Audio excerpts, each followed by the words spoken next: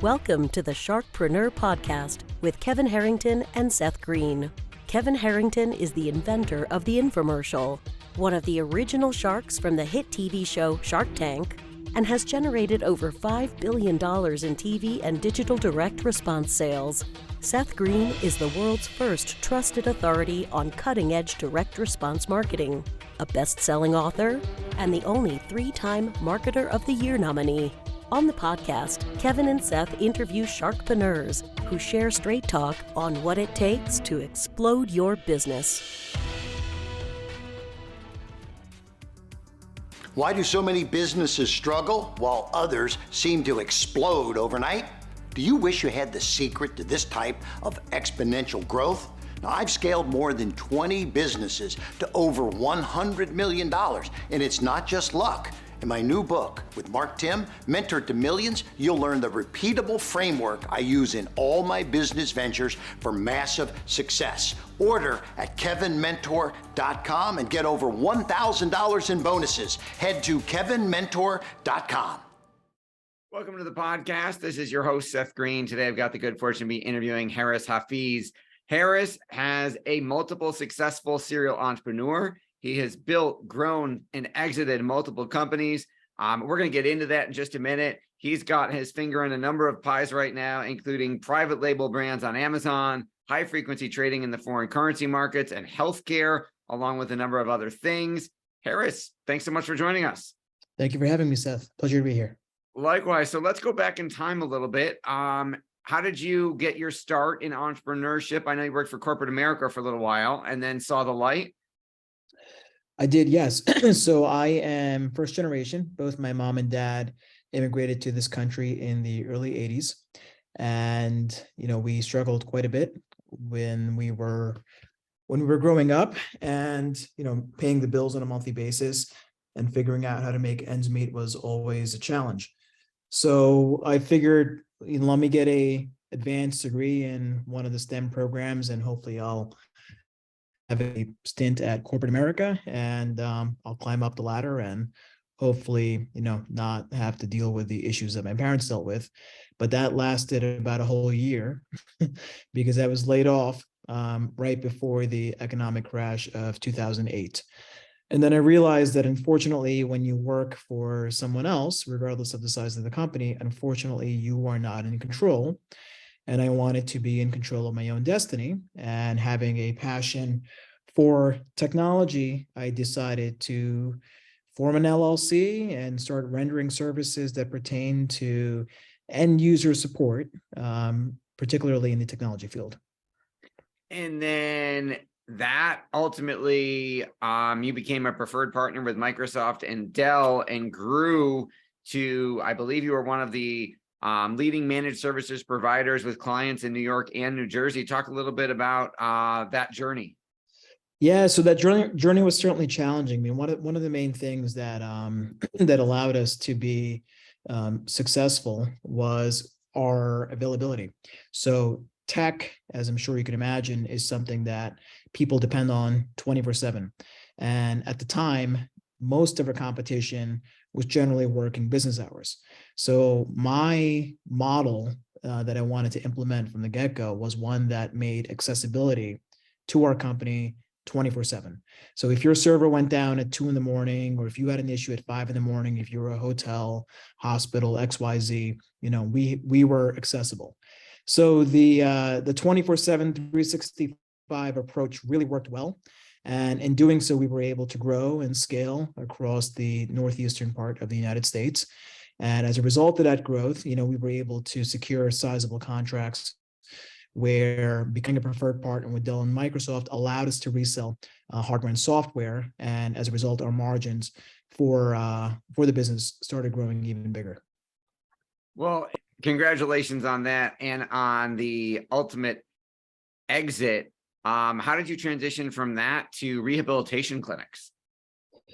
So, tech evolving as quickly as it does, there was a consolidation period that I started seeing probably right around 2012, where most of the MSPs, the managed service providers, and the bulk of the SMBs, small to mid-sized companies, were starting to gear more towards cloud computing.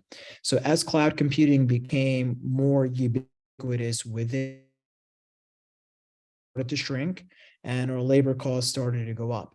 So knowing that, ultimately I would either have to do a lot more volume to keep up the business where it was, or look for alternative streams of revenue, I decided to ultimately exit that company by aligning myself with a strategic partnership where a bigger company acquired our book of business.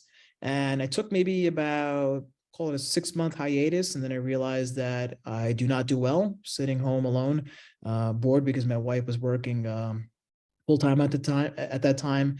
And she was pregnant with her first. I'm a dad of 2. So when her daughter came along, I spent some time with her in the beginning and whatnot. And then ultimately I decided that I want to step into an industry where I could be close to home and also be in a sector where I felt the probability of it being recession-proof was something that, would really drive me to the finish line. And then what did you do for the rehabilitation clinics? So I came in initially as a silent partner, and my objective was just to invest capital in a company that was local to me that was growing very quickly. And then I found an opportunity where I wanted to implement a lot of the processes that made my tech company successful by scaling the business, by implementing key processes that automated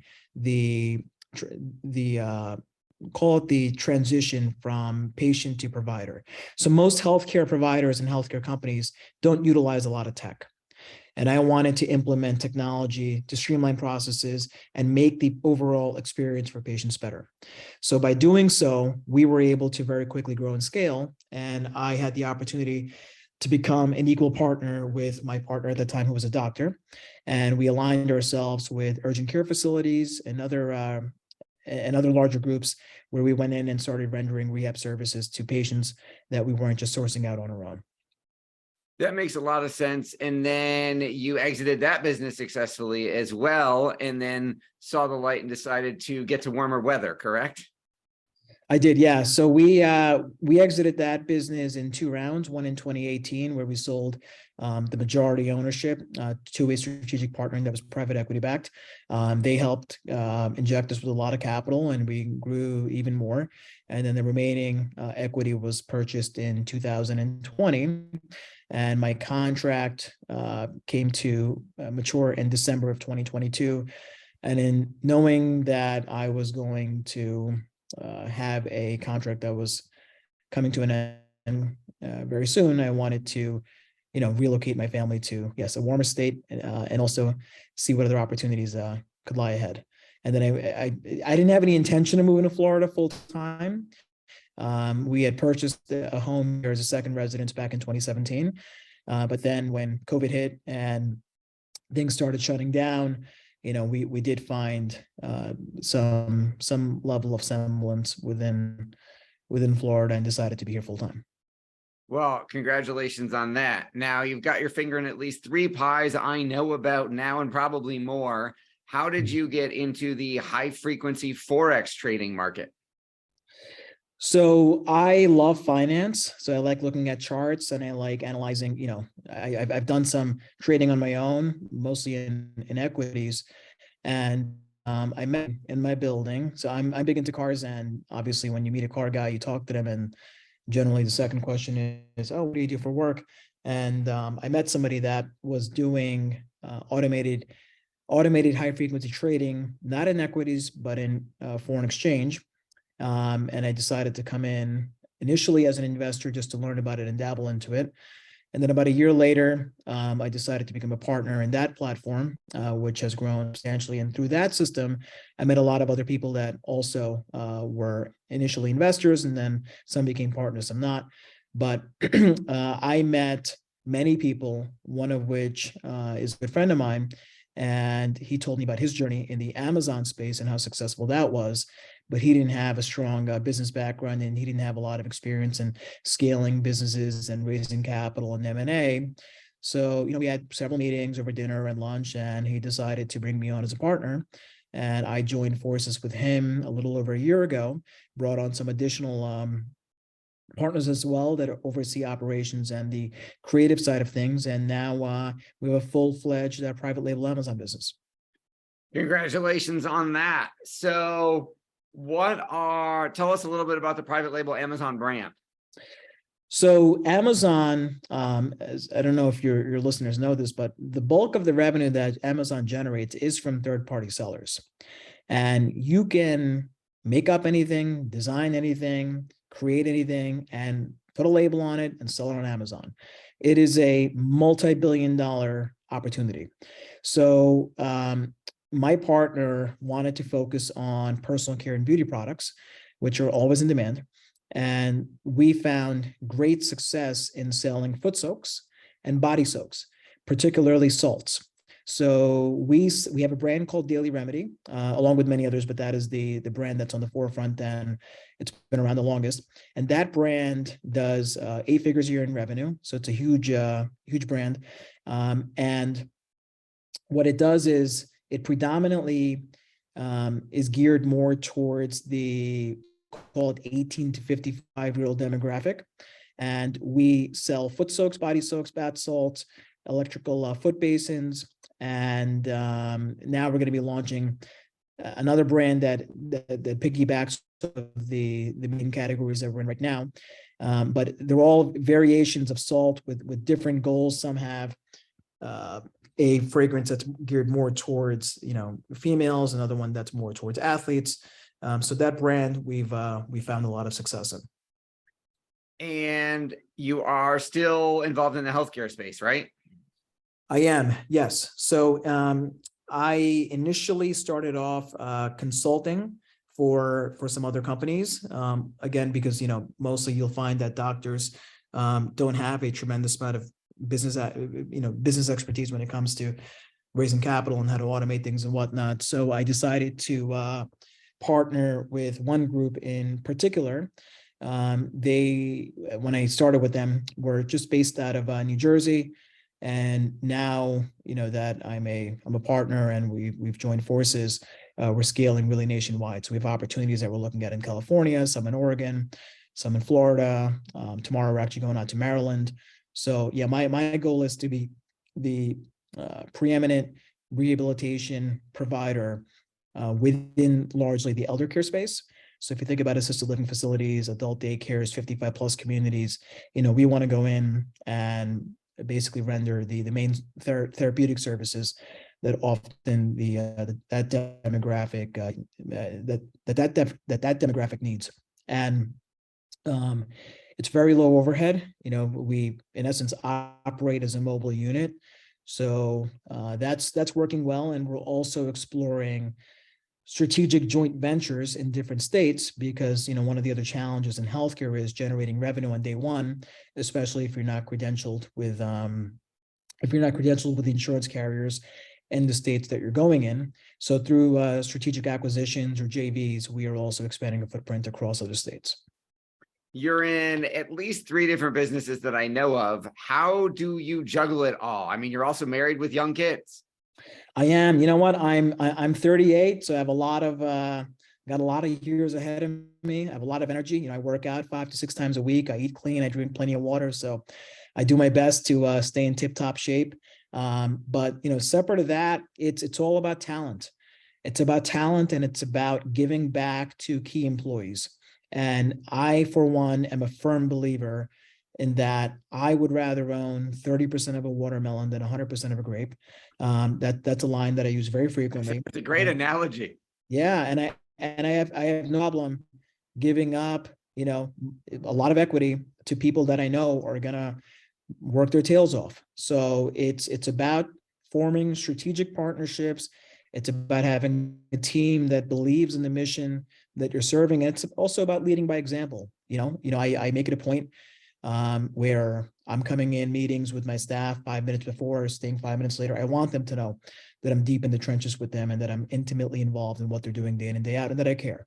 So that's one way. And, obviously technology plays a vital role. So we use apps that many people know where all the messages and everything that we're doing on a day-to-day basis is automated. Now, what have been some of the challenges you've had to overcome? And more importantly, what did you learn from them? Well, one of the challenges I would say is, when you are exiting a company, it's important that who you exit with is aligned in your goal, right? So usually entrepreneurs, they look at, well, I'm making $1 million in profit. Somebody's coming in and giving me 5X, so I'll have $5 million on day one. But most of the time, and I'm, very involved in the M&A space because I just like to know what's going on. Most of the time, these deals are funded with debt, and they lock in the key people into fairly long-term contracts. In my experience, it was 5 years. And they'll structure a lot of earnouts in place also. But then what you don't realize is that when you lose control, you also lose the ability to scale and grow, right? Because now you got to go through the corporate process, because most of the time, actually not most of it, every single time, a private equity backed company comes in or a private equity group itself comes in, their main objective is to maximize their investment in you. And for them, it's not about who, oftentimes it's very black and white. So I would say just be cognizant of who specifically you're partnering with, because they can help you in many ways, but they can also either stagnate your growth or maybe even, unfortunately stunt your growth. Your passion is obvious. What do you like best about what you're doing now? Creating opportunity. So, being an entrepreneur that employs many people in the various businesses that I'm in, it's very rewarding for me to hear that, somebody got married and they're buying a house, or somebody was able to get engaged and buy the diamond ring for their fiance that they wanted, or, giving back to communities as well. One of the things that I like to do within we found success, I think largely because of this, if we go in an elder care community, adult daycare, assisted living, or XYZ, we're not just going in as a rehab provider, right? We want to go in and want to add value. So I'll host a lunch on a monthly basis. We'll do a raffle giveaway. We'll do other things that incentivize, the patrons that are going to the facility to want to come there, because they have other vendors that are there that are adding value, not only to that facility, but also to their life. That makes a lot of sense. Well, you've achieved an incredible amount of success along the way. We greatly appreciate your time. We know it's incredibly valuable. For our folks who are watching and listening who might want to learn more about all things Harris, where's the best place for us to send them? They can send me an email. I still kept the email address from my first tech company. I didn't have a domain at that time, so I used the Gmail address back when they didn't require a phone number, and it was just the name and date of birth. So yeah, email me at turbo, tech, TECH, nerds, NERDS @gmail.com. And I kept that email address intentionally because I always want to be reminded of my beginning. That's awesome. Well, again, thank you so much for joining us. Everybody, thank you for watching and listening. We will talk to you or see you next time. Do you need money to fund your idea, product, or service? Are you ready to take your business to the next level, but need capital to get it done? Kevin Harrington has heard more than 50,000 pitches and knows how to help you make the perfect pitch to get the funding for your entrepreneurial dream. He's distilled the process down in his perfect pitch cheat sheet, and it's yours for free. Just text PITCH to him right now at 727-888-2100. Text PITCH to 727-888-2100 right now and claim your free perfect pitch cheat sheet. Text PITCH to 727-888-2100 to start funding your dream today. This show has been produced by Market Domination, LLC. To discover how you can have your own show completely done for you and turn it into a real published book and become the authority in your marketplace, go to www.marketdominationllc.com/podcast offer.